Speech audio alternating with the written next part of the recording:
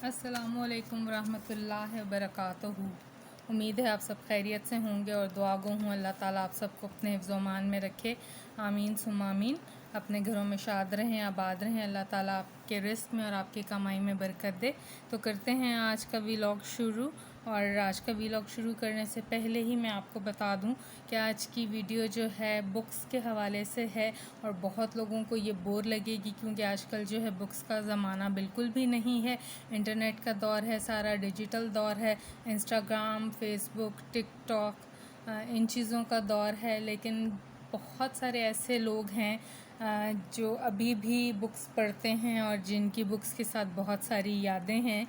तो इस हवाले से बात करते हैं कि अगर आपको ये वीडियो बोर लग रही है टाइटल से ही तो वीडियो मत देखें। ये सिर्फ उन लोगों के लिए वीडियो है जिनको बुक्स से प्यार है या जिनके साथ बुक्स के हवाले से बहुत सारी यादें हैं, क्योंकि आज मैं आप लोगों के साथ जो है अपनी बुक्स के हवाले से यादें शेयर करूंगी। तो वो यादें शेयर करने से पहले एक चीज़ कि कुछ दिन पहले मेरी सिस्टर छत पे गई थी स्टोर की सफाई करने। तो उसने मुझे बताया कि ये देखें आप ही मुझे स्टोर से क्या मिला। मैंने कहा क्या चीज़ है। कहती है देखें ये कौन सी बुक है, ये है फ़िरोज़ुल लुग़ात उर्दू जदीद। तो वो मेरे पास जब लेकर आई तो मैंने देखा ये इतनी ओल्ड बुक है कि इसके पेपर्स जो हैं अब वो डैमेज होने पर हैं। ये दौरे करेंगे तो ये देखें पेपर्स क्रैक होते जा रहे हैं। सो मैं हैरान हुई कि भाई ये कैसे है। तो ये एक मतलब उर्दू डिक्शनरी है और बहुत ख़स्ता हालत में है। तो ये जो हमसे पहले रहते थे वो शायद यहीं पर छोड़ गए हैं। वो क्यों ने इस तरह करना तो नहीं चाहिए था। माँ किसी लाइब्रेरी में दे देते या ओल्ड बुक शॉप पर दे देते। उसके अलावा एक और बुक जो वहाँ से हमें मिली है स्टोर से, वो ये पाकिस्तान के हवाले से है, शादबाद मंजिल मुराद। तो वैसे तो लोग जो हैं जश्न आज़ादी इतनी मनाते हैं, इतने बाजे बजाते हैं, इतनी झंडियाँ लगाते हैं, लेकिन जो पाकिस्तान के हवाले से किताब लिखी हुई है तो वो उसको स्टोर में फेंक गए हैं।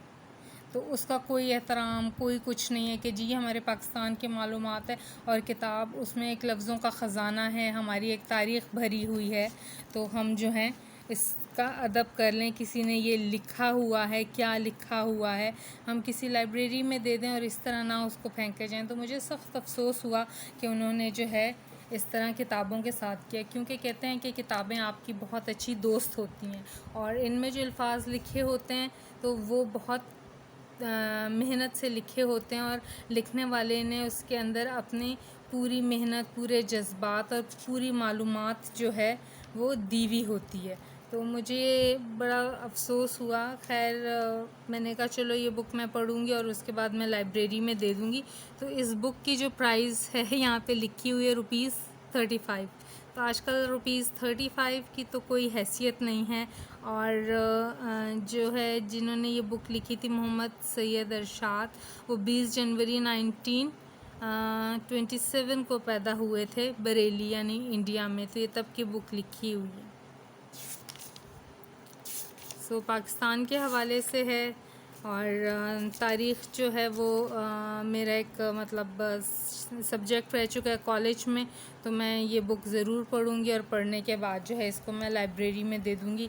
और ये डिक्शनरी चूँकि अब ये तो हमारे भी किसी काम की नहीं है, उर्दू से इंग्लिश, और काफ़ी मुश्किल उर्दू इसमें दी हुई है, तो इसको भी जो है मैं लाइब्रेरी में दे दूँगी। क्योंकि मैं बुक्स को जो है ना स्क्रैप नहीं करती।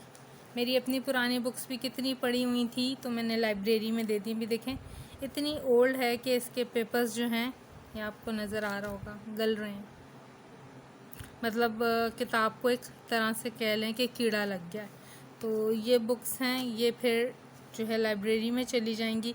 तो इसके बाद चलते हैं हम अपनी दूसरी बुक्स की तरफ और अपनी यादें मैं आपके साथ शेयर करती हूँ। तो इस तरह है कि मुझे जो है ना कुकिंग का बहुत ज़्यादा शौक़ था। तो मेरी मदर के पास टाइम नहीं होता था, वो जॉब करती थी, वो गवर्नमेंट स्कूल में प्रिंसिपल थी। तो वो मैं उन्हें जब भी कहती थी मम्मा मुझे ये वाला सिखाएं रेसिपी ये वाली, तो कहती थी आप देख लो मैं कुकिंग कर रही हूँ ना, आप देख लो बस आपने इसी तरह बनाना है। और वो जल्दी जल्दी में काम करती थी क्योंकि उन्होंने ट्यूशन सेंटर को भी देखना होता था और अपनी स्कूल जॉब और फिर हम सब बहन भाइयों को देखना और आया गया। तो ये मैं एक बार गई नानों के घर और वहाँ पर जो है ना मुझे बुक्स का शौक़ था, तो मैं स्टोर में चली गई। तो वहाँ पे खाला की बुक्स पड़ी हुई थी और उसमें मैंने देखा, तो मैं ये बुक्स उठा कर लाई। मैंने पूछा खाला जान ये किसकी बुक है? तो कहती है ना आपकी नानू की बुक है। जब वो छोटी होती थी तो उन्होंने इस बुक से कुकिंग करना सीखी। मतलब मेरी जो नानू थी वो इंडिया से थी, होशियारपुर से।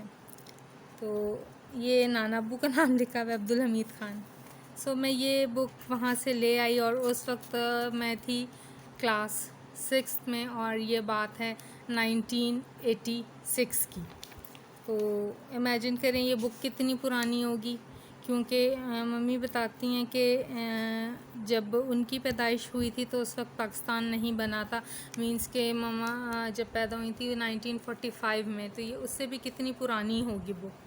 तो ये इसमें देखें मशरक़ी और मगरबी खानों की मुख्तलिफ़ किस्म की तरकीबें हैं। जिस तरह अब आजकल टीवी पे चैनल्स आ गए हैं डिफरेंट, और लोग आकर अपनी रेसिपीज़ शेयर करते हैं। जी दिल्ली की रेसिपी या मद्रासी रेसिपी है, ये इंडिया की रेसिपी है, ये भोजपुरी रेसिपी। तो इसी तरह यहाँ पर भी लोगों ने अपनी रेसिपीज़ जो हैं किताबी शक्ल में शाया की हैं और काफ़ी जो है ना मुझे मज़ा आता था पढ़ के। और मैं जो हूँ थोड़ी सी चेंजेस करके मैं रेसिपी ट्राई किया करती थी। इसमें बहुत चीज़ें मेरे लिए नई थी और मुझे फ़ील होता था कि मैं इस ज़माने में क्यों पैदा हुई, मैं क्यों नहीं नानों के ज़माने में पैदा होगी। बट जो अल्लाह ताला ने लिखा होता है, जिसने जिस वक्त में दुनिया में आना है उसने उसी वक्त में आना है। तो मेरे लिए जो है ना ये एक क्यूरोसिटी थी और इसमें जो कुछ लिखा हुआ था जिस हिसाब से किचन की सेटिंग और जिस तरह के ये नाप तोल बताए हुए थे और जिस तरह के इसमें विटामिन ABC की कलेक्शन और उसकी चीज़ें बताई हुई थी, तो ये मेरे लिए बिल्कुल यूनिक थी। कुछ तो ऐसे वर्ड्स होते थे जो मैं प्रोनाउंस नहीं कर पाती थी, तो फिर मैं पूछती थी। अब यहाँ पे देखें नाप तोल जो है, जिस तरह हम 1 kg 1 teaspoon, half teaspoon, half kg हम लोग करते हैं, क्वार्टर kg, तो यहाँ पर इस तरह पे ये दिया हुआ है कि इतनी कैलोरीज़ हैं, आपने ये चीज़ इतनी लेनी है, ये चीज़ इतनी लेनी है। फिर यहाँ पे पकाने के असूल, और मतलब बहुत इन्फॉर्मेटिव बुक है ये, बहुत ज़्यादा। तो कुछ इसमें भी मैं आपके साथ आगे शेयर करती हूँ कि इसमें जो रेसिपीज़ होती थी ना, इसमें तो सारी ये तकरीबन वो दी हुई हैं सिटिंग।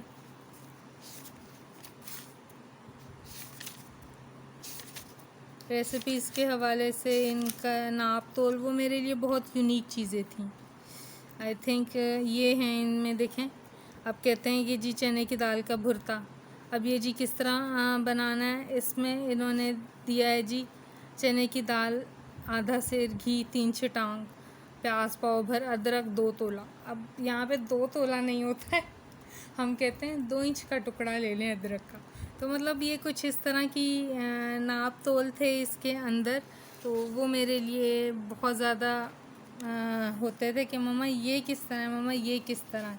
तो इससे काफ़ी सारी चीज़ें जो हैं मैंने सीखी, मैंने ट्राई की। इसमें से 50% मेरी फैमिली को नहीं पसंद आई और मुझे डांट पड़ती थी बोर भाई से कि इसने जो है ना किचन में गंद फैलाया हुआ है, इसने जो है ना चीज़ों का ज़िया कर दिया है, ये रेसिपी सही नहीं बनी, ऐसे कौन बनाता है।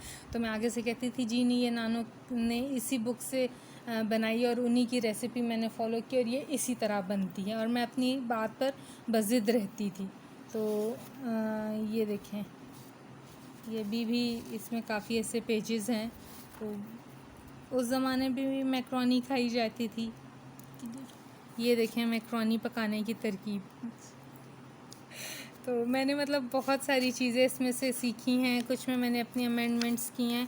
तो मेरी मम्मा ने मुझे प्रॉपर कुकिंग नहीं सिखाई, ये बुक्स ही थी जिनसे मैंने कुकिंग सीखी और ये मेरे लिए एक नई दुनिया थी। तो सिर्फ़ एक यही बुक नहीं थी, इसके अलावा जो है एक और बुक थी, काफ़ी ख़स्ता हालत में है, ये देख सकते हैं आप, बिल्कुल ये चली गई है, इसके पेजेस बिल्कुल डेड हो चुके हैं। लेकिन ये मेरी यादें हैं, तो मैंने कहा मैं अपनी सिस्टर को भी दिखाऊंगी, और इस वक्त वो वीडियो बनाते हुए मेरे साथ देख रही है, तो बताएं मोना। पीछे वाले पेज में कहाँ, हाँ ये जी अदरक की चाय। अब इनमें अदरक की चाय की रेसिपी दी हुई है। 3 माशा अदरक लेके इसे अच्छी तरह साफ़ कर लें और बारीक टुकड़े करके इन्हें खोलते हुए पानी में चाय की तरह दम करके पकाएं। हस्बे ख्वाहिश नमक या चीनी मिलाकर बग़ैर दूध के इस्तेमाल करें। ये चाय नज़ला ज़ुकाम और गले के लिए बहुत मुफीद है। तो मतलब इसमें टिप्स भी हैं। अब ये देखें रूसी चाय, अब मुझे नहीं पता रूस में कैसे चाय पी जाती है, तो ये इस पे रेसिपी दी हुई है इसमें कि मदरजा वाला चाय तैयार करने के लिए हम इसमें दूध की जगह कागज़ी नींबू, मतलब जो बारीक छिलके वाले नींबू होते हैं, इसको तराश के इसका अर्क डालेंगे। तो उर्दू काफ़ी गाढ़ी लिखी हुई है, जो पढ़ते हुए भी थोड़ा सा ज़ोर देना पड़ता है। तो ये चाय जो है रशियन टी यानी रूसी चाय कहलाती है। खुश जायका होती है और ज़ूद हज़म होती है, और इसे दोपहर के खाने के बाद पिया जाता है, और इसके पीने से सर में कभी दर्द नहीं होता। तो ये मतलब काफ़ी इन्फॉर्मेटिव बुक है, और इससे मैंने बहुत चीज़ें सीखी। मेरी मम्मी को खुशी भी हुई, तो उन्होंने जो है ना किचन से ख़ुद को दूर कर लिया और कहा आप सीख रही हो ना, आप प्रैक्टिस करो, आपको आ जाएगा, आपने करना है, अब आगे आपने ही करना। मतलब मुझे प्रॉपर सिखाया नहीं, और ये मैंने नानों की बुक से जो है ना बहुत सारी रेसिपीज़ सीखी। तो ये बुक इसमें मतलब चाय और बिस्किट, बेकिंग, कुकिंग, सैलड्स, हर तरह की चीज़ें थीं। और इसके अलावा जो है एक और बुक थी, ये है असमती दस्तरखान। इससे पहले मशरक़ी मगरबी खाने थे, और ये वाली जो बुक थी ये शाही दस्तरखान की थी, ठीक है। और अब जो है असमती दस्तरखान, तो ये बुक जो प्रिंट हुई थी ये 1930 में प्रिंट हुई थी, 2 मार्च 1930। तो ये तकरीबन 1 सदी पुरानी बुक है। और ये इस पे क्या चल रहा है पकड़ लिया, आई डोंट नो, बट कोई कीड़ा चल रहा था एनी हाउ। तो ये देखें, इसमें भी मेरे पास जो है ये बिल्कुल ही बुक जो है ना डेड हो गई है, कीड़ा लग चुका है, इतनी पुरानी बुक है, इसको प्रिज़र्व नहीं कर सके। तो इसमें भी काफ़ी इन्फॉर्मेटिव चीज़ें थीं, बहुत सारी हदायतें वगैरह थीं।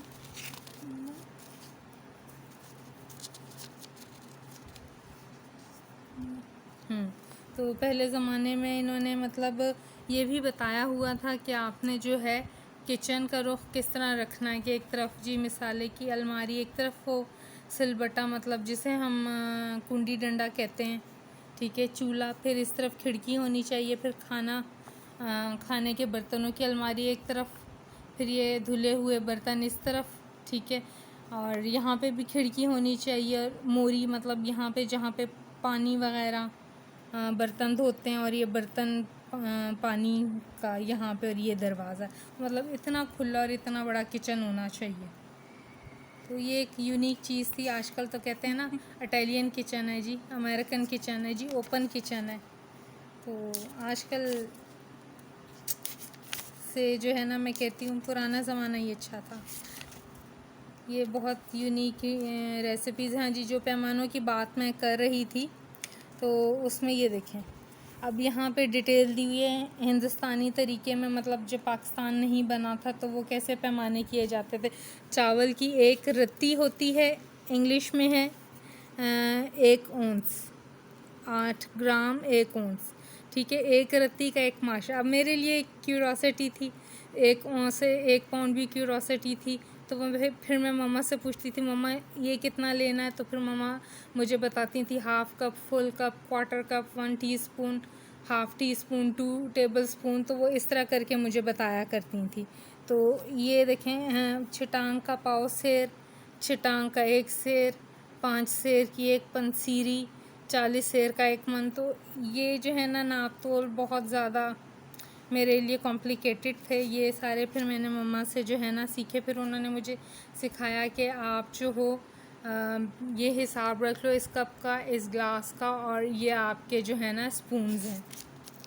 सो ये देखें, बहुत बहुत ज़्यादा रेसिपीज़ हैं इसमें।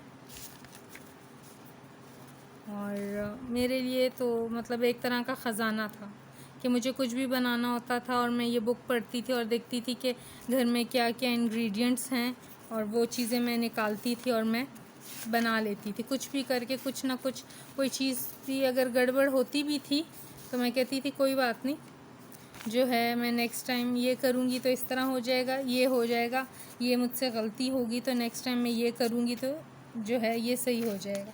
और इसमें जो है हिंदुस्तानी, मद्रासी, बंगाली और ईरानी अरबी खाने भी बताए हुए, मतलब ये एक सेपरेट पोर्शन है। तो ये बहुत मतलब अच्छी बुक थी। और फिर मेरा इंटरेस्ट इसमें बैठता चला गया और मैं बार बार ये बुक पढ़ती थी। कई तो ऐसी रेसिपीज़ थी कि मुझे ज़बानी याद हो गई थी और फिर मैं उसके लिए जो है बुक नहीं खोला करती थी। तो ये इसमें यहाँ पर भी दिए हुए हैं कि नाश्ते में क्या है, बच्चों के खाने के लिए, बीमारों के खाने के लिए। तो बहुत सारी मतलब अच्छी वैरायटी की ये बुक थी मेरे लिए। फिर जैसे जैसे वक्त आगे बढ़ता गया तो मैं दूसरे रिसालों की तरफ आ गई और मैंने ये मैगज़ीन्स परचेज़ करना शुरू कर दिए, मसाला। और मैं हमेशा लेती थी ईद स्पेशल, क्योंकि बेसिकली मैं ज़्यादा कुकिंग ईद पर ही करती थी। ईद पर छुट्टियां होती थी तो बहुत लोग आते थे और मुझे मौका मिलता था कि मैं जो हूँ सबसे व्यूज़ लूँ कि मेरी कुकिंग कैसी है। और ये एक बावर्ची खाना था महानामा, ये 2010 का, हाँ 2010 का। और एक ये था दस्तरखान। तो ये इसमें रेसिपीज़ भी दी हुई होती थी, टिप्स भी थी, मतलब बहुत सारी चीज़ें होती थी, बहुत इन्फॉर्मेटिव। तो मैं इससे जो है गाइडलाइन लेती थी। इसके अलावा जो है डेली डाइजेस्ट आता था, ख़वातीन किरण शुआ, तो उसमें एक सेशन होता था कुकिंग का, उससे काफ़ी हेल्प ली जाती थी। और टीवी देखने का तो इतना होता नहीं था, और अगर मैं टीवी देखती थी तो उस पे मेरे सिर्फ 2 प्रोग्राम होते थे। एक होता था कनौर का बावर्ची खाना, एक था कौकब ख्वाजा। तो कौकब ख्वाजा इनका तो प्रोग्राम मैं कभी भी मिस नहीं करती थी। उसकी टिप्स, उसके टोटके, उसकी रेसिपीज़ मैं बहुत फॉलो करती थी, और जब देखती थी मैं साथ बैठती थी और मैंने एक कॉपी रखी हुई थी, उसके ऊपर मैं नोट करती जाती थी और जो है वो मैं इंग्रेडिएंट्स मंगाकर ज़रूर बनाया करती थी। तो जो है ना ये मेरी एक हुआ करती थी एक्टिविटी। मैं इस तरह की बुक्स ले लेती थी और इस तरह जो है ना डाइजेस्ट वगैरह में से मैं जो है फाड़ लिया करती थी पेजेस जो इसमें टिप्स वगैरह दी हुई होती थी, और इस तरह इसको ना मैं पिन अप करके मैं रख लेती थी कि जो है ना बाद में मैं पढ़ूँगी। और डाइजेस्ट जो हैं वो मैं स्क्रैप में कर देती थी पढ़ने के बाद कि ये जो हैं काम आएंगे। तो ये जो है ना मैं करके रख लिया करती थी। बहुत सारी चीज़ें भी मैंने स्क्रैप की हैं, न्यूज़पेपर्स वगैरह की, तो ये कुछ रह गई। तो मैंने कहा चलो आपके साथ जो है ना इसको मैं अपने व्लॉग में शेयर करूं। तो ये मतलब कुछ थी मेरी पुरानी यादें जिन्हें मैंने दोबारा देखा तो मुझे हुआ कि वाकई आज से 25 साल पहले जो है मैं कुकिंग किस तरह करती थी। अब तो यूट्यूब पर बहुत सारे चैनल्स आ गए, हर कोई जो है अपनी न्यू न्यू रेसिपीज़ लेकर आ रहा है। जैसे आजकल जो है काफ़ी रवाज चला हुआ है कि मामी सवैयाँ मुख्तलिफ़ तरीके से बनाई जाती हैं। तो मैं जो बनाया करती थी वो मैं दूध और खोए में बनाया करती थी। और एक 3 महीने पहले ट्रेंड चला था रुमाली सवैयों का, तो ये भी हमने बचपन में बहुत बनाई और बहुत लजीज बनती हैं। तो चूँकि अब घर में मीठा जो है ना बहुत कम खाया जाता है, मम्मा को शुगर हो गई तो मैं इसलिए मीठा तो बनाती ही नहीं हूँ। तो बाकी ये है कि जो भी ट्रेंड चलता है यूट्यूब पर सारे उसको फॉलो करने लग जाते हैं। जो भी ट्रेंड चलता है टिकटॉक के ऊपर तो सारे कहते हैं हाँ भाई ये तो इस तरह है। कुछ चीज़ें सही होती हैं, कुछ नहीं होती हैं। लोगों ने काफ़ी रेसिपीज़ जो ऑथेंटिक हैं उनको चेंज कर लिया अपने हिसाब से। तो अगर कोई कुछ कहे तो कहेंगे जी ये तो ज़माने के हिसाब से है, हमने जी इसमें न्यू इन्वेंशन की है, न्यू इंग्रेडिएंट्स ऐड किए, तो जी इस तरह नहीं इस तरह बनता है। किसी से पूछो आपको ये रेसिपी आती, तो कहेंगे हाँ जी हमने ना यूट्यूब पे देखा था, वो ट्रेंडिंग में चल रहा था। नहीं भी, हमने तो जी टिकटॉक पे देखा था, ये ट्रेंडिंग में चल रहा था, हमें तो इसके बारे में पता। लेकिन ऑथेंटिक रेसिपीज़ का किसी को नहीं पता, तो वो आज मैंने आपको बता दिया कि ऑथेंटिक रेसिपीज़ मेरे पास हैं, और वो जो है मेरी नानों की बुक में मौजूद हैं पहले ज़माने की, तो मैं उन्हीं को फॉलो करके जो है कुकिंग वगैरह करती हूँ। और ये जनाब जी शान हैं, और ये इनकी जवानी के दौर की है पिक्चर, और इसके साथ ये कौन है, मॉर्निंग शो में भी आती हैं। जुगन। हाँ जी, जुगन काजिम। तो जुगन काजिम तो एज़ यूजुअल जो है एवरग्रीन है, यंग, और शान चेंज हो गए हैं शक्ल में भी और आदतों में भी। और मेरी मम्मा इनसे काफ़ी चिढ़ खाती हैं, और मैं उनको चिढ़ाया भी करती थी। तो कभी टीवी ऑन करते थे तो मैं मम्मा को कहती थी मम्मा जल्दी से आए, शान की मूवी लगी है। मम्मा कहती आए है जॉगर पहन के ना पहाड़ों पे उछलता हुआ आ जाता, मुझे ज़रा नहीं अच्छा लगता। तो मैं हंस जाती थी। तो फिर मम्मा आती थी, कहती थी मुझे चिढ़ाने के लिए कह रही हो ना, तो मैं कहती थी हाँ मम्मा आपको चिढ़ाने के लिए कह रही हूँ। तो ये मतलब एक यादें ही रह गई हैं, अब वक्त तो वो सारा चला गया है। सो आज का व्लॉग यहीं पे करते हैं एंड, आपसे मुलाकात होगी एक नए व्लॉग में। और अगर इस तरह आपके पास भी कोई पुरानी यादें हैं बुक्स से रिलेटेड या मैगज़ीन्स वगैरह से रिलेटेड, या आपने कुकिंग जो है किस तरह सीखी, क्या पैशन था, किस चीज़ ने आपको मोटिवेट किया, तो जो है हमारे साथ आप ज़रूर इनबॉक्स में शेयर करें। मुझे इंतज़ार रहेगा आपके कमेंट्स का, क्योंकि आप कमेंट करोगे तो मुझे पता चलेगा कि मेरी वीडियोस का लेवल क्या है, क्योंकि मेरी वीडियोस मेरे व्लॉग्स बाकी लोगों से बहुत ज़्यादा डिफरेंट होते हैं, और मैं कहती हूँ कि मैं नेचुरल चीज़ें ही आपके साथ शेयर करूँ। तो अपना बहुत सारा ख्याल रखिएगा, तब तक के लिए अल्लाह हाफ़िज़।